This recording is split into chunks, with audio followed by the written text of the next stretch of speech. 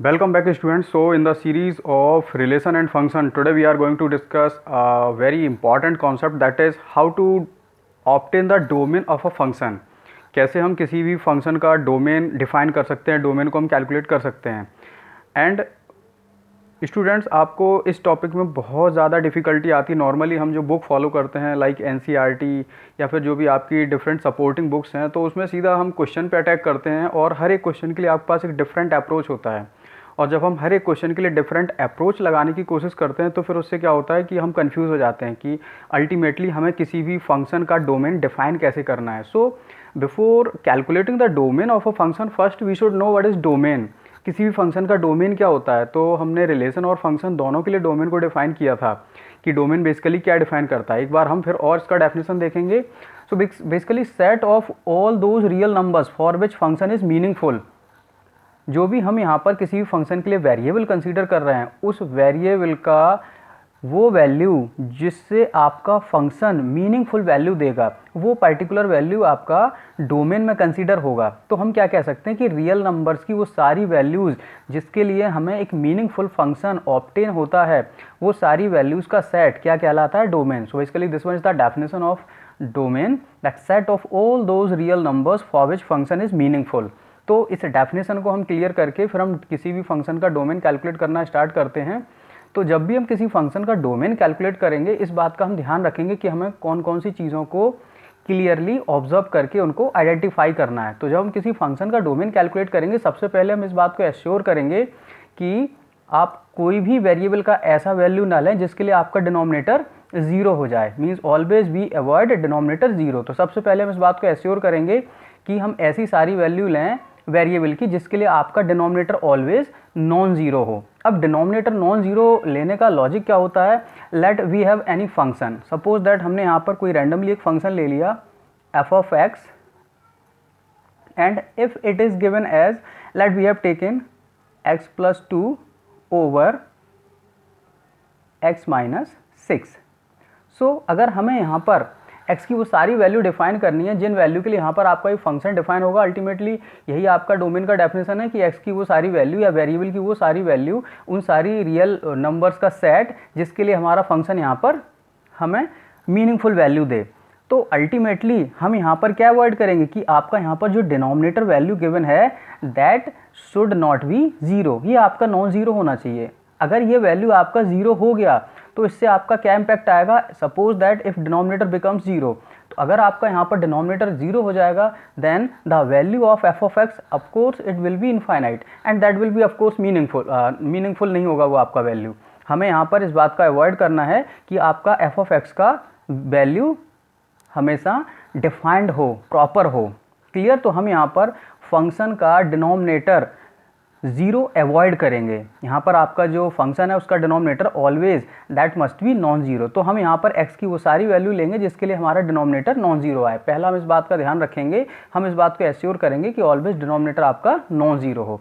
Second important concept, जब हम यहाँ पर इस हर्डल को क्रॉस कर लेंगे कि आपका डिनोमिनेटर नॉन जीरो हमें मिल गया है, उसके बाद यहाँ पर आपका एक और एक्सप्रेशन आएगा फंक्शन में कि आपका कोई भी एक्सप्रेशन फंक्शन में अगर वो स्क्वायर रूट में गिवन है, let we have taken another concept, suppose that हम यहाँ पर ही हमने अंडर रूट अप्लाई कर दिया like this one.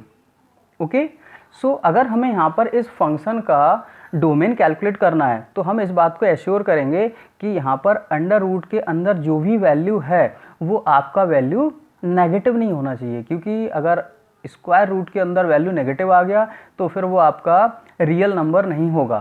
Real number की होने के लिए क्या कंडीशन हो कि स्क्वायर रूट के अंदर आपका वैल्यू पॉजिटिव हो। तो अगर हमारे पास फंक्शन में कोई भी एक्सप्रेशन स्क्वायर रूट के अंदर है, if we have any expression within the square root in the given function, then हम इसको कैसे डील करेंगे, इसके लिए भी हमारे पास यहाँ पर टू कंडीशन हैं। इन दोनों कंडीशन को हम ध्यान से समझेंगे। If this type of expression means हमारे पास कोई भी expression within the square root है और वो न्यूमरेटर में है, तो हम क्या करेंगे कि जो भी एक्सप्रेशन हमें स्क्वायर रूट के अंदर गिवन है हम उसको ग्रेटर देन और इक्वल टू कंसीडर करेंगे। That expression always must be greater than और इक्वल टू जीरो। तभी आपका यहाँ पर हमें डोमेन कैलकुलेट होगा। क्योंकि अगर आपका ये एक्सप्रेशन जो स्क्वायर रूट के अंदर है न्यूमरेटर के अंदर, अगर वो आपका नेगेटिव हो गया तो फिर हमें एक्स का वैल्यू रियल नहीं मिलेगा, हमें यहाँ पर जो फंक्शन मिलेगा वो आपका रियल नहीं होगा। तो इस बात को हम एश्योर करेंगे। नाउ इसके बाद अगर हमें यही एक्सप्रेशन मीन्स सेम सिचुएशन अगर डिनोमिनेटर में क्रिएट होती है, मीन्स लाइक दिस वन, अगर इस टाइप का कोई भी एक्सप्रेशन हमें फंक्शन में गिवन है, तो फिर हम क्या ध्यान रखेंगे कि ये जो आपका एक्सप्रेशन है इन द डिनोमिनेटर, और डिनोमिनेटर में भी आपका ये विद इन स्क्वायर रूट है, that must B positive, that must B positive. इस बात का हम ध्यान रखेंगे।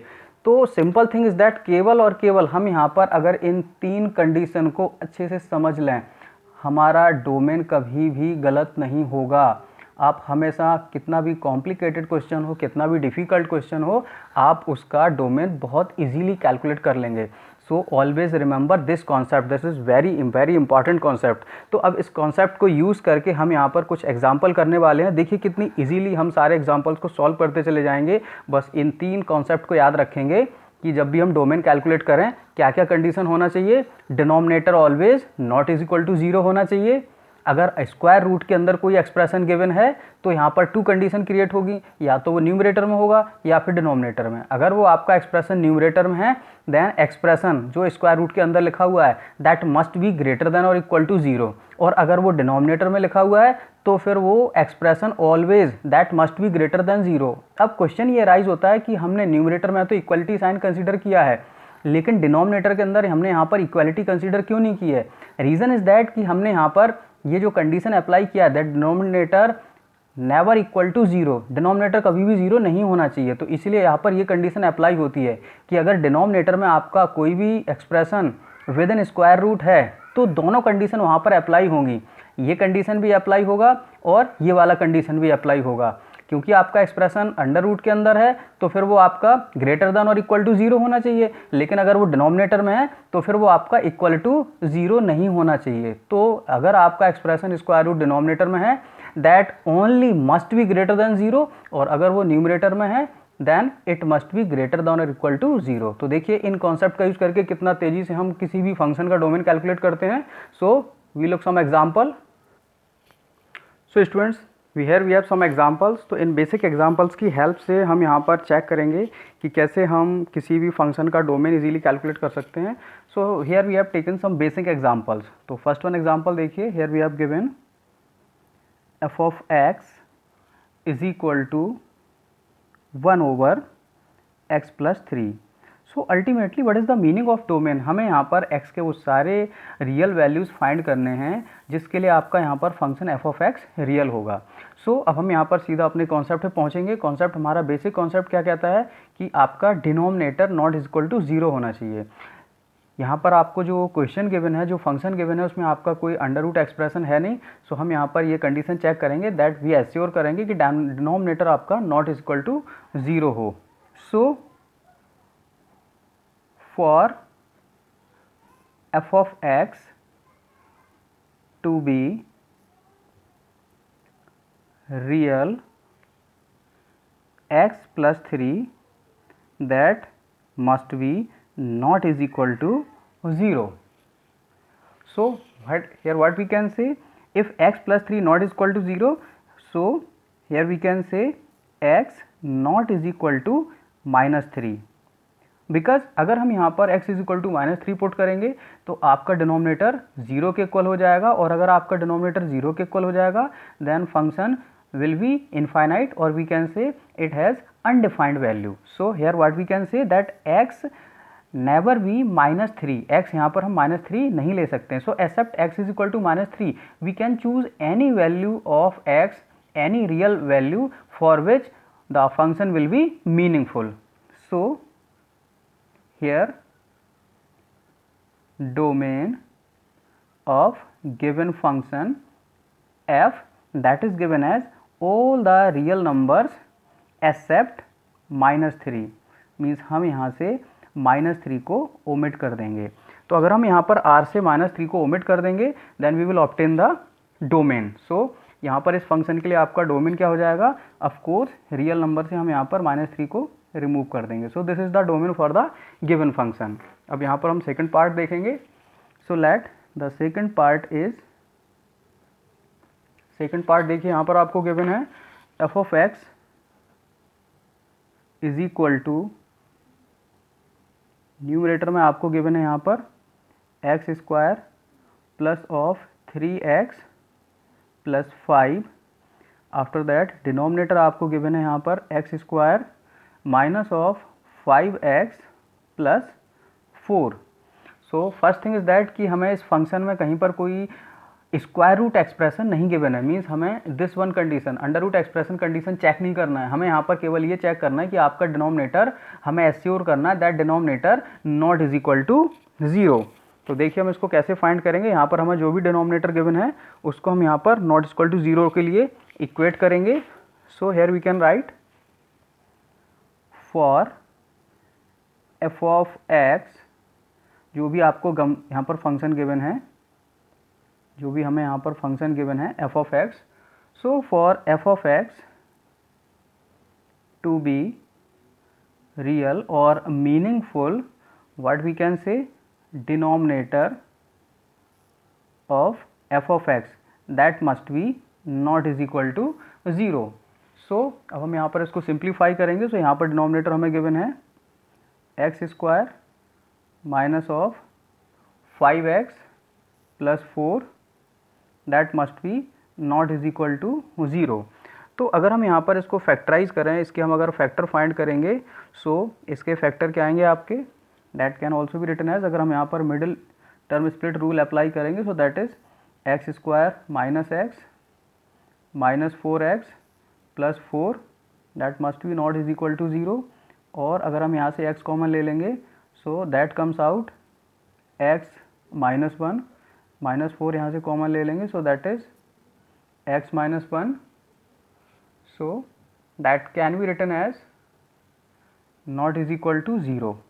और what we can say, x minus 1 यहाँ से हम कॉमन लेंगे, so x minus 1 into x minus 4 not is equal to 0। So here what will be the conclusion, अगर हम यहाँ पर रूट फाइंड करेंगे, so x never is equal to 1 and 4। x का वैल्यू हम यहाँ पर 1 और 4 प्रेफर नहीं कर सकते हैं, getting.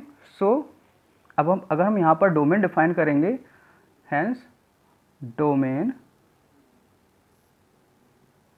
Of given function f that is given as, हम यहाँ पर कोई भी रियल वैल्यू ले सकते हैं x का एक्सेप्ट 1 एंड 4। तो हम यहाँ से 1 और 4 को ओमिट कर देंगे, सो r माइनस 1 कॉमा 4, बिकॉज हम यहाँ पर अगर x का वैल्यू 1 और 4 लेंगे तो ये डिनोमिनेटर को 0 के इक्वल बना देगा, और अगर आपका डिनोमिनेटर 0 हो जाएगा तो आपका फंक्शन मीनिंगफुल नहीं होगा, फंक्शन का वैल्यू इनफाइनाइट हो जाएगा। सो स्टूडेंट्स यहाँ पर देखिए हमने इतनी इजीली इस कॉम्प्लिकेटेड फंक्शन का भी डोमेन फाइंड कर लिया। नेक्स्ट वन एग्जाम्पल हम यहाँ पर देखेंगे। So next one example is f of x is equal to given as under root of x minus 2। So student first thing is that कि यहाँ पर हमें डिनोमिनेटर गिवन नहीं है फंक्शन में, तो हम यहाँ पर सेकंड एक्सप्रेशन चेक करेंगे, that is under root expression. So condition is that यहाँ पर आपका जो अंडर रूट एक्सप्रेशन है दैट इज इन न्यूमरेटर। तो अगर एक्सप्रेशन आपका न्यूमरेटर में है तो हम यहाँ पर क्या कंडीशन अप्लाई करेंगे कि जो आपका स्क्वायर रूट के अंदर एक्सप्रेशन गिवन है that must be greater than और equal to 0। So here directly we can say that clearly f of x to be real x minus 2 that must be greater than or equal to 0। आपको इसमें कुछ भी logic नहीं लगाना है, बस इन expression को अंडरस्टैंड करना है, इन एक्सप्रेशन को याद रखना है। ये 3 कॉन्सेप्ट आपको याद रखने हैं बस। तो हमने यहाँ पर कौन सा कंडीशन अप्लाई किया है, अगर यहाँ पर आपका एक्सप्रेशन न्यूमरेटर में गिवन है then expression that must be greater than or equal to 0। so x minus 2 that must be greater than or equal to 0।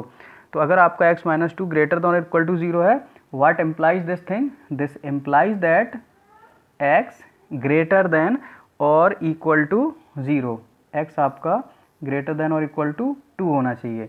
so अगर हम यहाँ पर डोमेन की बात करेंगे, हम यहाँ पर क्या डिफाइन करेंगे, अगर आपका x यहाँ पर greater than or equal to 2 है, it means x belongs to, हम यहाँ पर इसका इंटरवल डिफाइन कर सकते हैं। x का वैल्यू यहाँ पर क्या हो जाएगा 2 टू इनफाइनाइट, हम यहाँ पर 2 भी ले सकते हैं और 2 से लेकर इनफाइनाइट तक।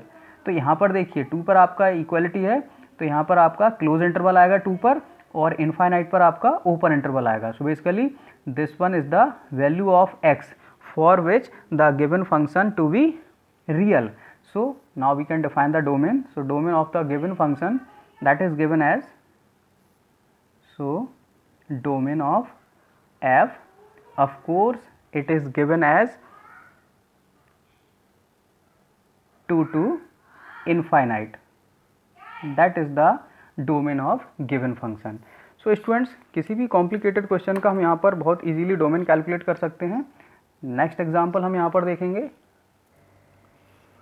So students, here we have given last one example, that is given as f of x is equal to 1 over under root of 1 minus x। तो यहाँ पर हम अपना लास्ट वन कंडीशन याद रखेंगे कि अगर हमें within square root denominator में एक्सप्रेशन दे रखा है, then this expression must be greater than 0। So here we can write now for f of x